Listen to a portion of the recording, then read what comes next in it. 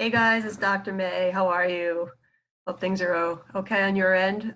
So today we're going to continue with the middle path, and we're going to do something a little bit different. We are going to focus on the change and of the acceptance and change dialectic. What I'm going to present to you is not exactly in the DBT manual, but it's a lot of stuff that just tends to come up in DBT, especially when you're working on changing a target behavior or some other kind of goal that you have in treatment. So I tried to kind of articulate and put into words in the PowerPoint some of the things that kind of come up so that maybe it'll clarify it for you guys so that you'll be able to work on your issues a little bit better. Okay, so I hope that it'll be helpful, and we're going to give this a whirl. All right, so again, this is part of, I'm incorporating it into the middle path, but it's sort of like extras for the middle path. All right. So just a quick review. So middle path goals. So we talked about dialectical dilemmas and thinking dialectically. So a dialectic is when there's two things that seem like they're opposite, but they actually have a lot in common. And there could be both operating at the same time and both can make sense. And I'm going to bring out a few dialectics in this discussion today also. All right. And one of the main dialectics we've talked about is validation and acceptance, as well as change. So today we're going to kind of touch on all of these, although it's a little bit more geared toward the change process, okay? So here we go. So this is more about making changes. So the other change video has to do with behaviorism and how you could use behaviorist type techniques to, influence the behavior of other people's and yourself. But this one's slightly different, okay? So when you come to DBT, or if you're just in your life in general and maybe thinking about working on yourself. So perhaps either you come up with something you want to change or someone else comes up with it for you, okay?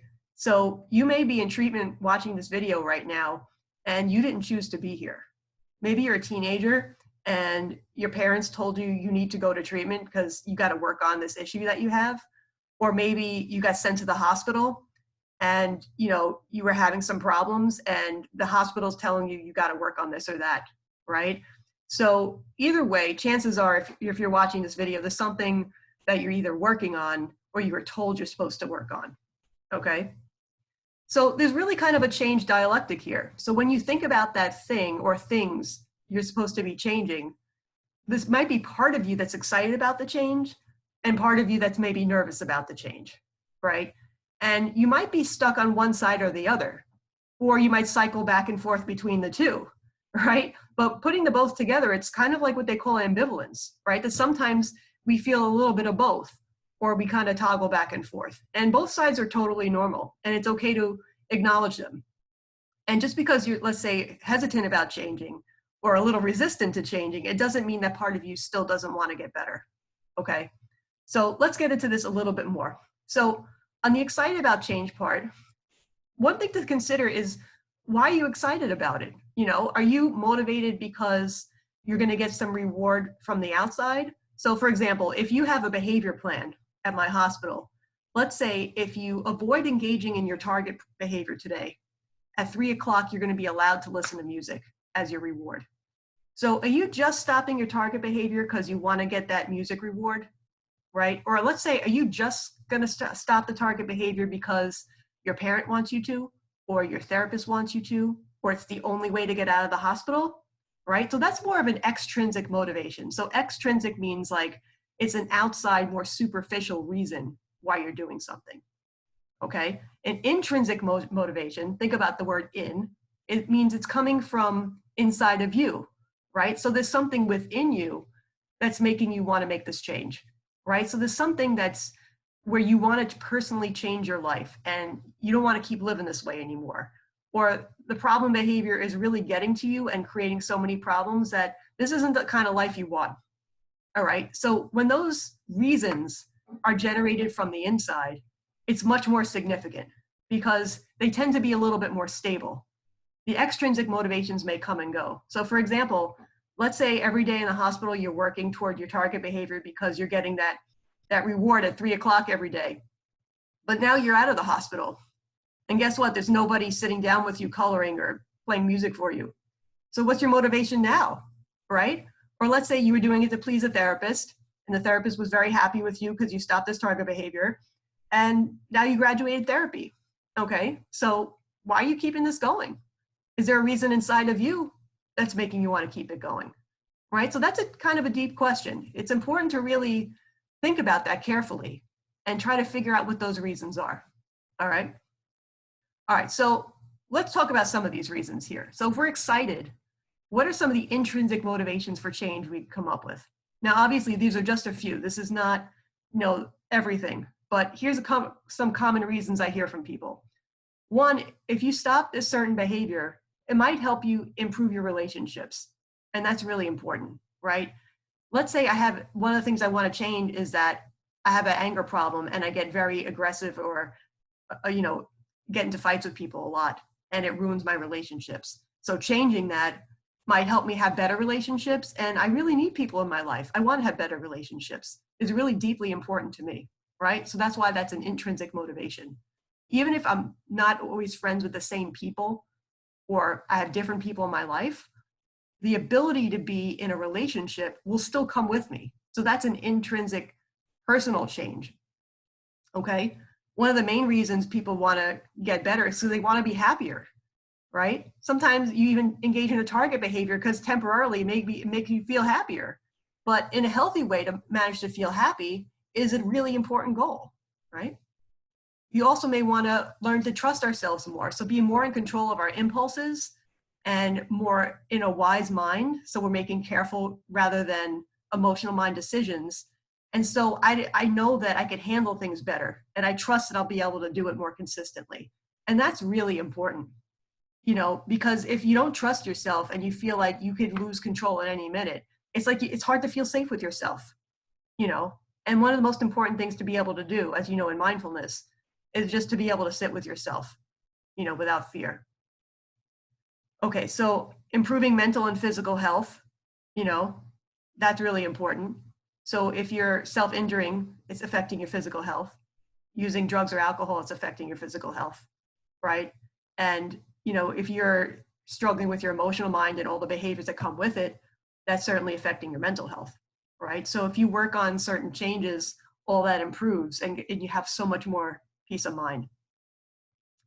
You also will probably feel kind of proud of yourself, if you make some strides in working on your target behaviors. You'll feel a sense of accomplishment, like, wow, I really had the power to do that, to make these deliberate decisions minute by minute, make the right kind of choices that I really want to make, and slowly begin to rebuild my life. It's huge, right? And freedom. And freedom can mean a variety of things. One, it could be freedom from being ruled by your emotional mind and your impulses, right? Another one might be, if you're inpatient, it might be freedom from being in the hospital, right? And having more freedom just to live your life the way you want to live it.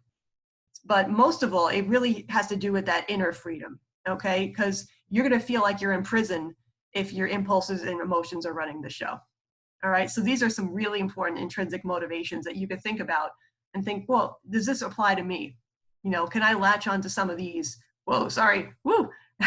and use them to help me move forward with my progress? Okay, so it's also important to acknowledge that we could feel nervous about change. And these are some common worries. And a lot of it has to do with the uncertainty of what could happen in the future. Because even if it seems like a positive change, there's still some unknowns there. And that always could be a little frightening, right? Our brain likes to cling to certainty. It kind of interprets uncertainty a lot of the times as danger. So even when we're thinking about, well, if I stop this behavior, my life could be better, it's still kind of like a little worry there. And it's okay to acknowledge that. All right. So you're forced out of your comfort zone too, right? Even if the behavior is not working that well for you because it's a problem, you could kind of be used to it. There's a comfort level because it's predictable, right? There's a certain routine you might have in your habit. And giving that up could feel a little unsettling. And that there's certainly a loss here, right? A lot of people talk about how they actually have sort of a relationship with their behavior. There's a book I read once called Drinking, a Love Story, right? And that title always stood out in my mind because it's sort of like a connection you have with the behavior. And sometimes people cling to the behavior because they're having difficulties having positive relationships with real people, like full, true, intimate relationships. And so the substitute becomes having a relationship with the behavior. So giving up the behavior is a loss, right? You're losing that relationship. I've heard a lot of people use that language, and you might feel that way too, but you can acknowledge it. I mean, there's no Hallmark cards for those kind of losses, but it's a real loss, okay?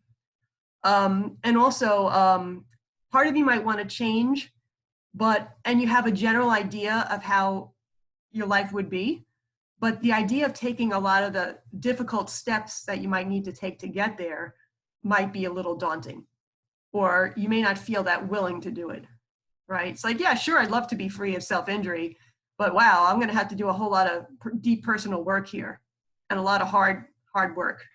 And I just want it to happen. I just want to take a pill and make it happen, right? It's hard to do the hard work in therapy. So that's an obstacle too sometimes. So it's important to look at that and figure out a way to make that part a little more manageable, right? And we'll talk a little bit more about that later. Okay, so another thing to think about is some of the main reasons about being hesitant for change is interpersonal concerns. So how other people are going to react to you, right? Because your behavior doesn't happen in a vacuum. It happens with you, and it happens in relationship with you and the other people around you. All right, so when you imagine yourself stopping that target behavior, how do you imagine people are going to respond to you? And what are your concerns, right? Do you think that certain people might actually reject you? That your identity as the person doing this behavior is going to be different, and you may not fit in with certain people.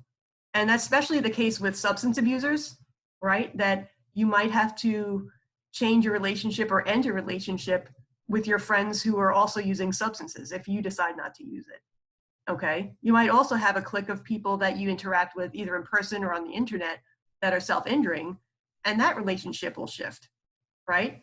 You also might be known as the sick one in your family, and if you get better, it realigns every relationship in your family, and it might feel very different. And your family may not reinforce you for changing because they're used to you being the sick one.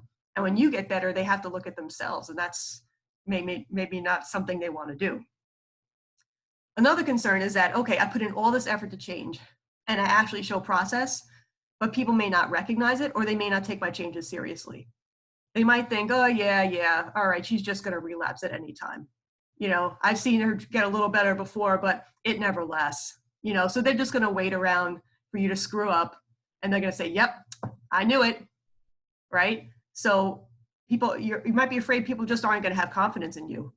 Or sometimes what happens with substance abusers is that, let's say I've been clean for 6 months, and I go home for the first time.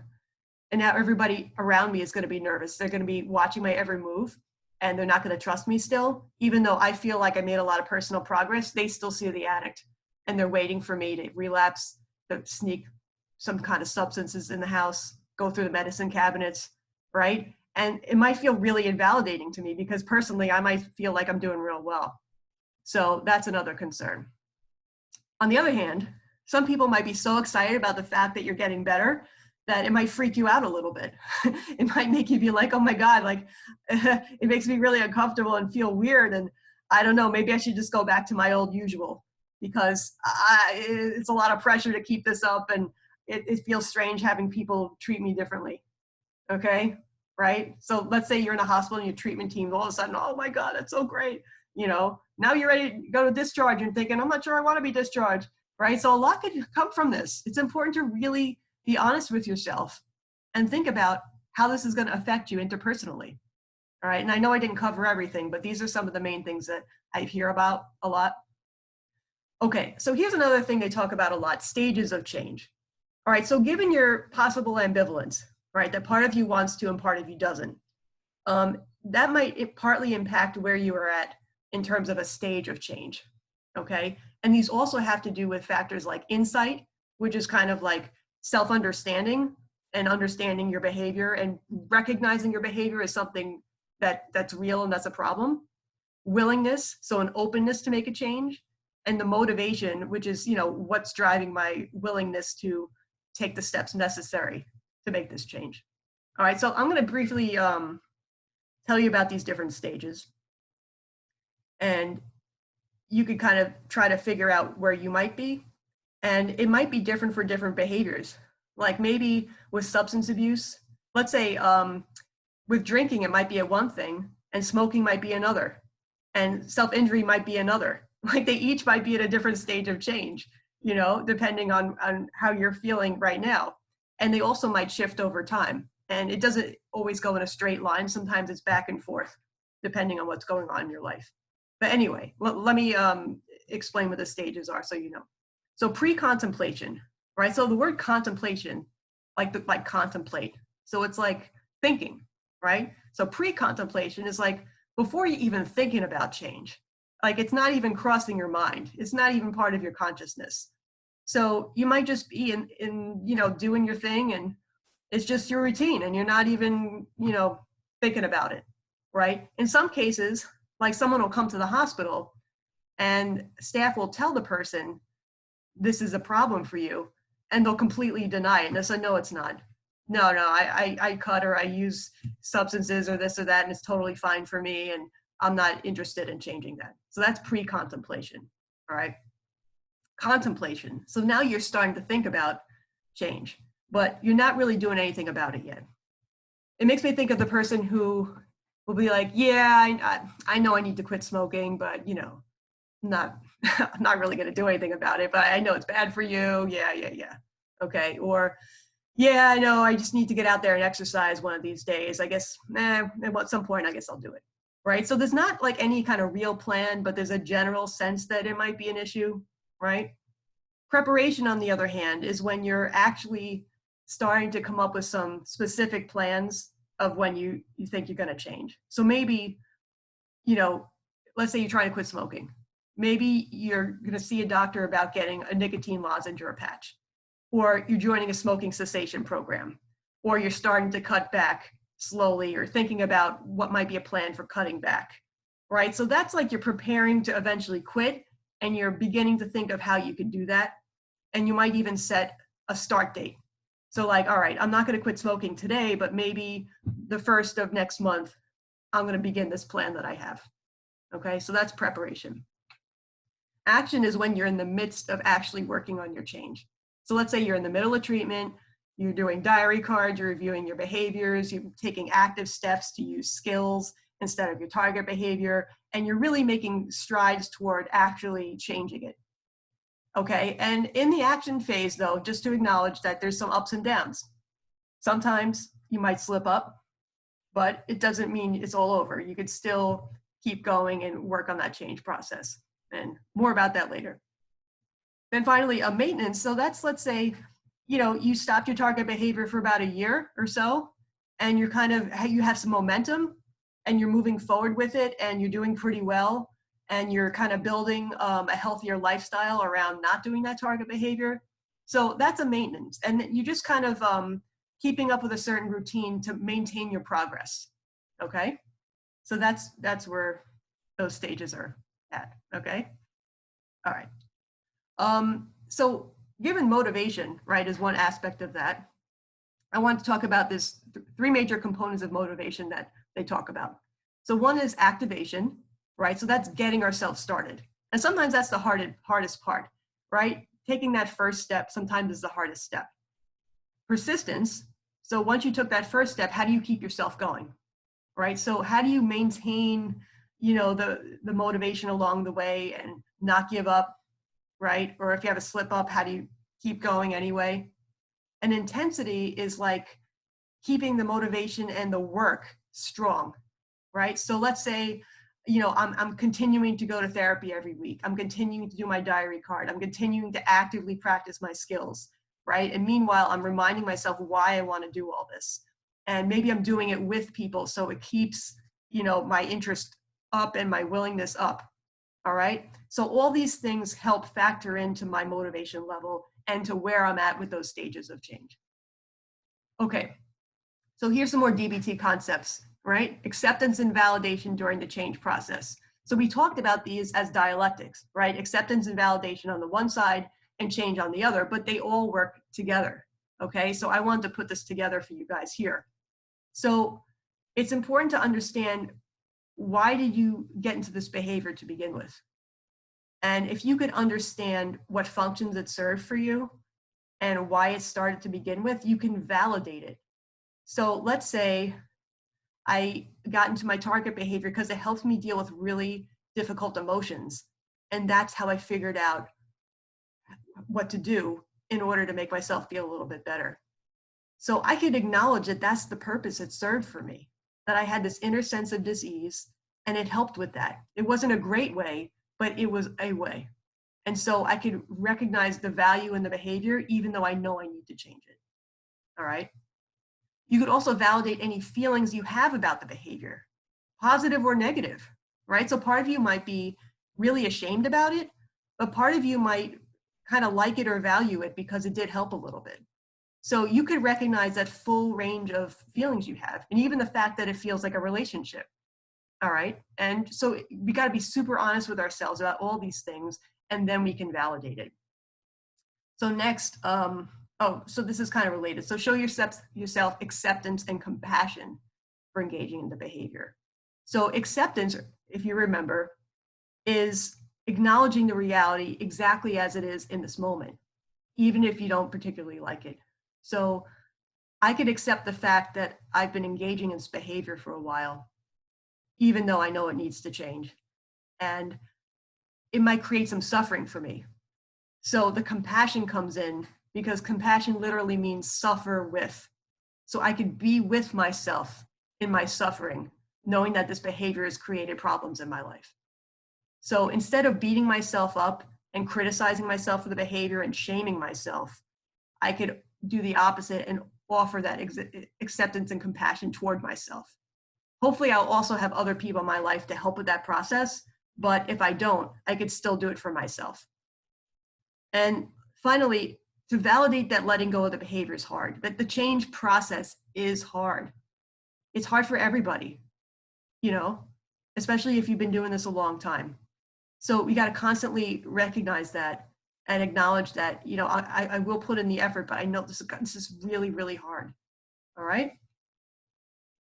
Okay. Excuse me. So be smart about setting goals for change. So we don't want to make it so hard or so impossible that we're just going to give up. So we got to make our goals realistic. So if you've been doing that behavior for a really long time and it's been ingrained in you and it's been a deep habit, you can't just expect it's going to go away in an instant and it's going to be super easy, right? So we have to have realistic goals and be easy on ourselves when we make a mistake. So once we figure out, like it said here, why did the target behavior develop and what needs and functions it served, we could also find healthier ways to meet our needs. So as we're trying to let go of the behavior, we could find other ways, other skillful ways to meet those same needs. So if my target behavior helped me manage my emotions, for example, that makes a lot of sense. Maybe I prefer not to do that behavior, but the idea of wanting to manage my emotions makes a lot of sense. So maybe I could get better at some emotion regulation skills or distress tolerance skills, and that could help me meet my needs better. Or if it served as a form of connection or relationship, right, because I can feel connected to my behavior, maybe I could work on my interpersonal skills and I could develop better outside relationships. So it's easier to let go of my behavior. Okay. And then, if I make some target timelines, I could do that if I want to, but it's not necessary, and praise my personal efforts and cheerlead myself for any little victories I have. Like maybe last week, I was tempted to do it, and then I managed not to do it, right? So it's worth recognizing and worth, giving myself some props for that. And remember your why is about remembering, well, what's the reason why I'm working so hard? So it's really important to keep that in mind and not let that drop, because otherwise you might get discouraged because you feel like you're working so hard and this is so challenging. I don't know why I'm even doing this, right? So maybe write it down if you have to. If you're an emotional mind, it might be hard to remember. So when you're clear and you're in wise mind, think of, why am I working so hard? What's this all about for me? All right. And of course, get support, work with your therapist, or if you don't have a therapist, find someone you trust that'll help you through this process. Okay. whether it's a 12-step program or a friend or a family member, somebody, right? Because it's really hard to do this alone. All right. So really important, be persistent despite setbacks. As you can see here, like progress from A to B is not a straight line. It's always a journey. There's ups and downs, there's kind of weird turns, and don't let that stop you. All right, it's worth it. You got to remember, why am I working toward that goal, and what's going to inspire me to keep going. So here's another dialectic I'm throwing in too. So I call this one relapse thinking versus recovery thinking, right? And these are two options we have for dealing with setbacks. So the relapse thinking side would be like, I make a mistake. Maybe it's been like a few months since I did the behavior. I've been doing pretty well. Then something came up and I did my target behavior again. So it's a setback. It's a slip up. But if I approach it by thinking, you know what, it's all over now. I might as well just give up. And what's the point of all this progress? It's all down the tubes, and I might as well just go back to what I used to do, right? So if you have that, mindset, it's easier to make it a full-blown relapse and just go all the way backwards. However, it doesn't have to go that way. It really doesn't. Like, if you approach it as, you know what, it's part of recovery. Like, it really is that squiggly line that I can make a mistake, but I could recover from it. I don't have to totally shame myself. I could acknowledge that it happens sometimes and just pick myself back up and keep going. Learn from it, figure out what happened. So maybe I'll be stronger the next time, but not let it lose sight of my goals. It's not a reason to stop. Okay. I used to work at a practice and they had a sign and it said, it's never too late to start the day over, right? Stop wherever you're at and just start over. Maybe you had a bad morning, but now it's 1 o'clock. So it's not too late. You have the whole rest of the day, right? You really have the whole rest of your life. Just start over. It's okay, right? Allow yourself to do it and allow yourself to let go of any shame you have about making the mistake. Because it's certainly not shameful to make a mistake. It's just sad when the mistake becomes a total relapse, when it doesn't have to. All right. And so in conclusion, just always remember, like, keep trying. Don't give up. I've seen a lot of people make huge changes, people that other people almost wrote off. Like, I can't imagine so-and-so is ever going to get better. But they really got, like, incredibly better. Like, people turn their lives around sometimes. You really can do this, okay? So there's really no reason why you can't be one of those people, okay? So you got to believe in yourself and know that it is possible. But it takes some work. But you can do this, okay? All right, whew. So I hope that helped. Hope that put some things together for you about change. And thanks for listening, and take care, and I'll talk to you soon. All right, bye guys.